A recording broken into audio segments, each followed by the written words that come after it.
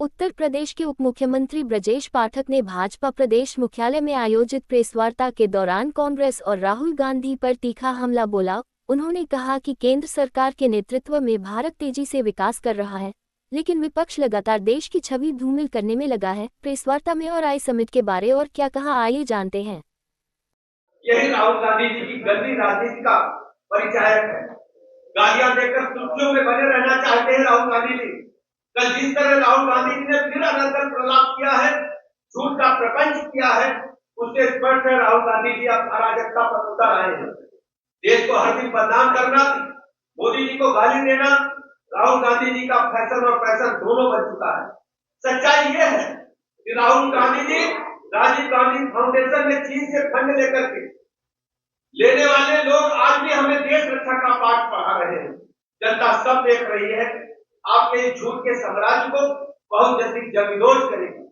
राहुल गांधी जी को जवाब देना चाहिए कि राजीव गांधी फाउंडेशन में चीन से कैसे आप पैसे ले रहे थे। देश की जनता को जानने का हक है कि कांग्रेस पार्टी और जो सत्ता के लोग उनकी पीढ़ी है, उनको जवाब देना चाहिए। जो देश विरोधी ताकतें हैं, उनके आपके क्या रिश्ते हैं, स्पष्ट करना चाहिए। मैं प्रदेश की जनता से अपील करता हूं, देश की जनता से विनती करता हूं कि कांग्रेस के इन कुकृत्यों का आप संज्ञान लें। माननीय प्रधानमंत्री नरेंद्र मोदी जी के नेतृत्व में जिस ढंग से विकसित भारत का संकल्प आगे बढ़ाने का काम हो रहा है, आप सब आगे आकर के कांग्रेस पार्टी के कुकृत्यों का खुलकर विरोध करें। बहुत बहुत धन्यवाद। बल्कि राष्ट्रद्रोह की श्रेणी में आता है। आज देश देख रहा है राहुल गांधी जी का राजनीति का स्तर किस कदर गिर चुका है। उनका एकमात्र उद्देश्य अब झूठ पर झूठ बोलना, जनता को उकसाना, अराजकता फैलाना और भारत की ताकत को नीचा दिखाना रह गया है।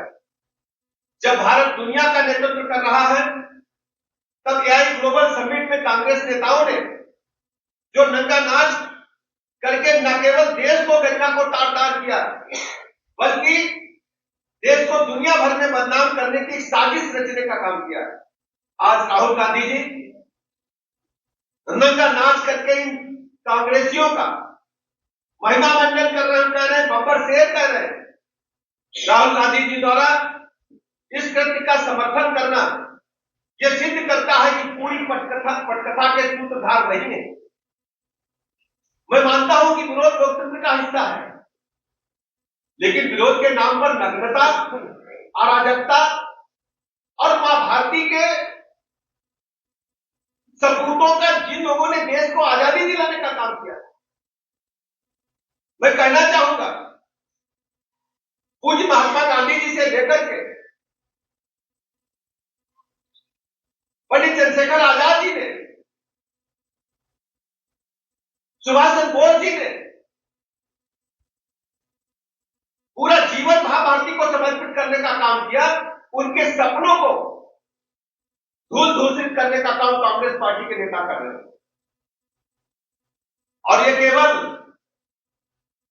भारतीय संस्कृति और भारत की महान विरासत के ही खिलाफ नहीं है, विकसित भारत के संकल्प को भी